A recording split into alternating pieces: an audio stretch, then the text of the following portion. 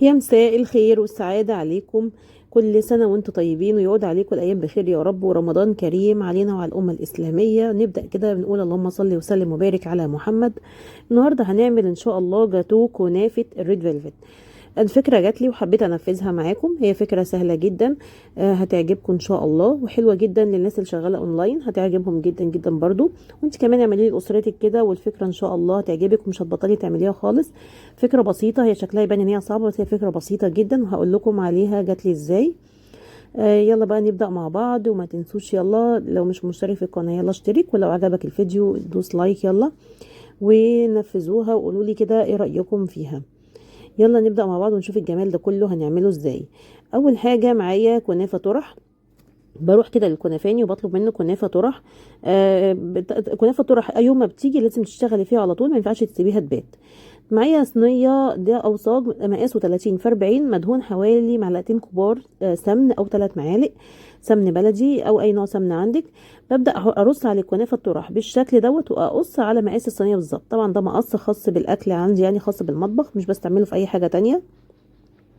هبدأ ارص فيه الكنافة بالشكل ده كده، جنب بعضها بالعرض كده، يعني بالشكل اللي انتوا شايفينه دوت، وابدا اخد مقاس الصينيه بالظبط. طبعا انت ممكن تستعمليه على اي صينيه عندك، يعني مش شرط مقاس الصينيه بتاعتي خالص. اهم حاجه انك بتدهني صينيه من تحت سمن.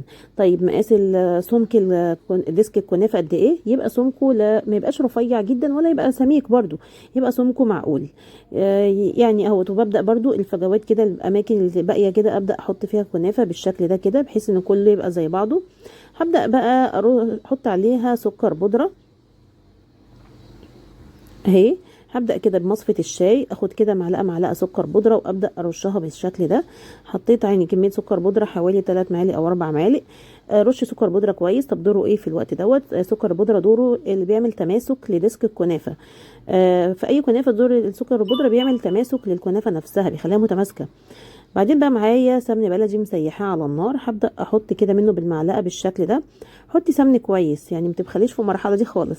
حطي كميه سمن كويسه ورشي عليها كلها بالتساوي كده بالشكل ده كده. هبدا بقى ادخلها معايا فرن سخن، هدخلها على الفرن. انا عندي اخدت حوالي تلت ساعه على حسب فرنك طبعا، برضو على ما تاخد لون.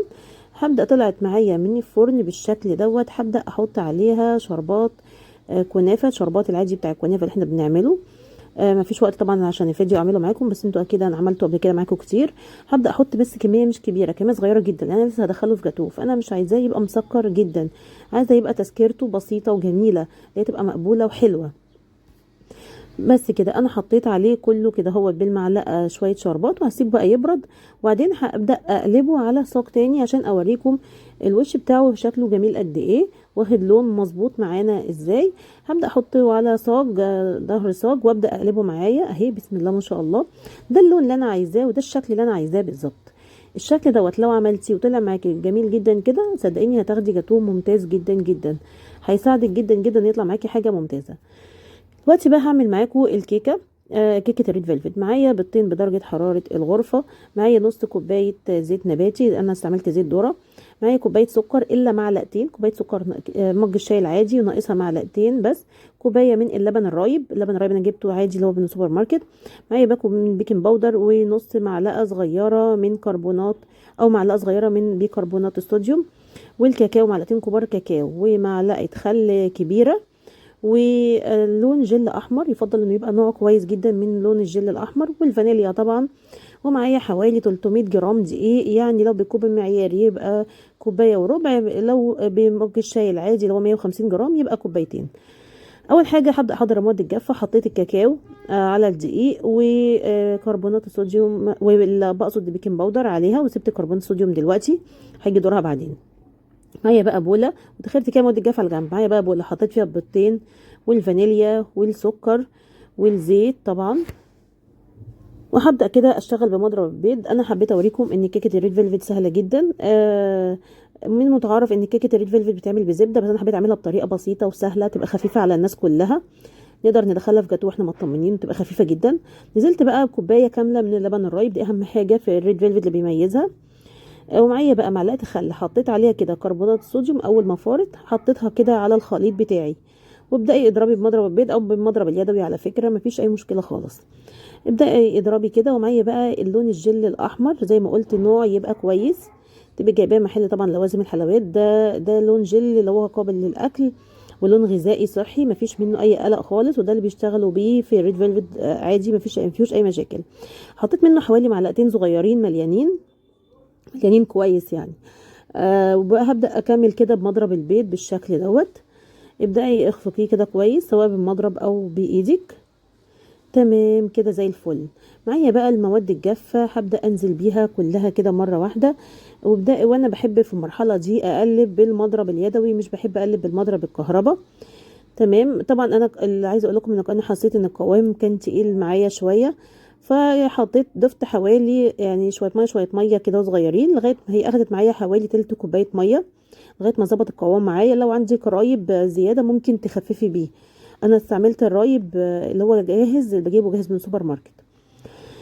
الوقت بقى معايا صينيه زي ما قلت كده، هو في الاخر برضو اخد مني حوالي تلت كوبايه ميه للعلم يعني، ده طبعا مش كل الانواع الدقيق هتاخدها، على حسب نوع الدقيق بتاعك. نزلت في نفس الصاج اللي انا عملت فيه الكنافه، غسلته وحطيت عليه ورقه زبده، اللي هو صاج 30 في 40، لان انا عايزاه الكيكه تبقى نفس مقاس ديسك الكنافه. حطيت عليه الكيكه بالشكل دوت ودخلتها فرن سخن. اخدت معايا حوالي تلت ساعه برضو، او حوالي 25 دقيقه على حسب فرنك طبعا، تبصي عليها كل شويه. وبعدين جربتها كده بخلة سنين، لقيتها استوت معايا كويس.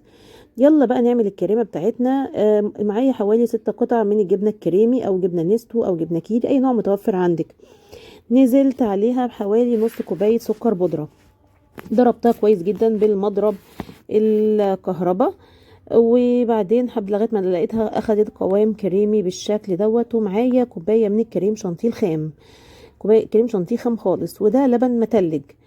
هي هتاخد معايا حوالي كوبايتين لبن متلج، لان انا مستعمله نوع كريم شانتيه ده طبعا بتاخد معاكي على حسب نوع الكريم شانتيه اللي عندك، فانت بتحطي كده شويه شويه لغايه ما تكتفي.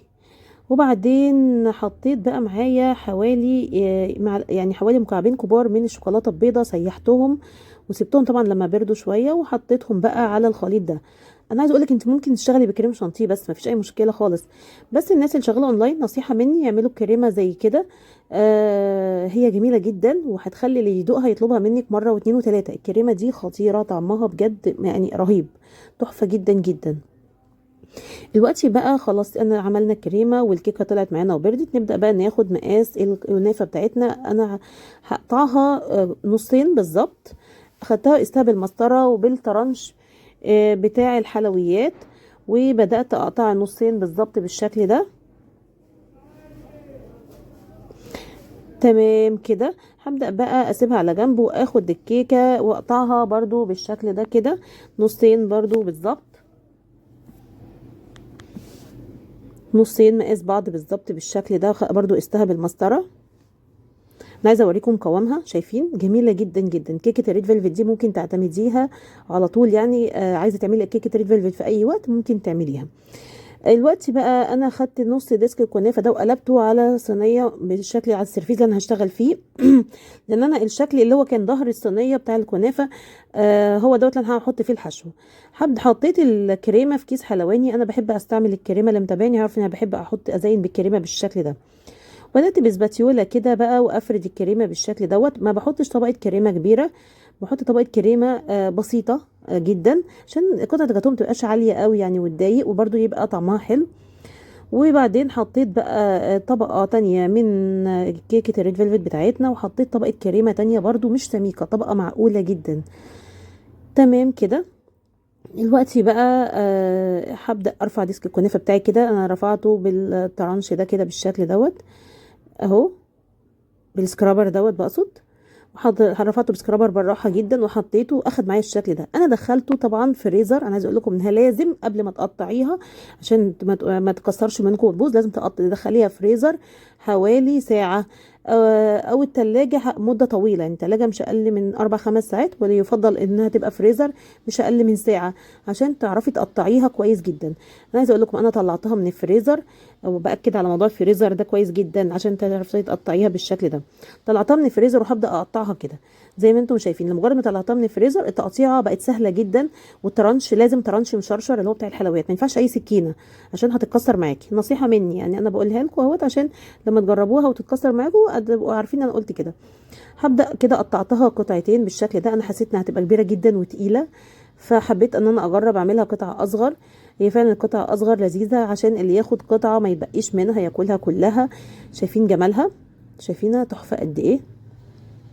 قطعه جاتوه متماسكه، وببدا اقطع بسرعه قبل ما تسيح معايا، لانه هي متلجه هتساعدك جدا جدا ان هي تتقطع معاكي بمنتهى السهوله.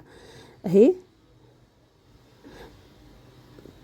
هي عملت معايا عدد بسم الله ما شاء الله، عملت منها قطع كبيره وقطع صغيره. عايزه اقول لكم ان الكميه دي عملت معايا عدد كبير وحلو جدا جدا. وعايزه اقول لكم بقى ان انا شفتها في محلات الحلويات القطعه بتبقى غاليه قوي قوي قوي. وزي ما قلت الكريمه اللي شايفها مكلفه عليها عشان محدش يزعل مني يعملها بكريم شانتيه عادي خالص، بس هي دي الكريمه اللي بتتعمل اصلا لاساس الريد فيلفت، ودي طعمها رائع جدا جدا. زي ما انتم شايفين انا عملت منها قطع صغيره وقطع كبيره. عملت معايا يعني كتير، يعني زي ما انتم شايفين كده عملت معايا حوالي 15 قطعه تقريبا او 16 قطعه، كانوا تحفه. انا اتبقى عندي بقى شويه كريمه كده، بدات ازين بيها، عملت روزيتات كده على الجاتو. وعايزه اقول لك انت لو سبتيها من غير روزيتات ومن غير اي حاجه هي تحفه. كل الاكل منها ده عالي جدا جدا وفرح بيها، ده عليه كتير وفرح بيها. بدات ازينها كده بالكريزي اللي هو بونبوني، البونبوني اللي هو التوت دوت. اهي شايفين؟ وكان عندي كده من الريد فيلفت كده دوت اطرافها، الفتافيت اللي في اطرافها فتفتها وبدات ارشها بالشكل دوت. هي تحفه وجميله، واللي اكل منها عجبه جدا. والفكره اما جات لي حبيت انفذها وجربوها، وان شاء الله تعجبكم. هي مش صعبه خالص، بس اهم حاجه الملاحظات اللي عايزه اقولها لكم ان الكيكه الكنافه تيجي صبحه. وكل سنه وانتم طيبين ويعود عليكم الايام بخير يا رب، والسلام عليكم.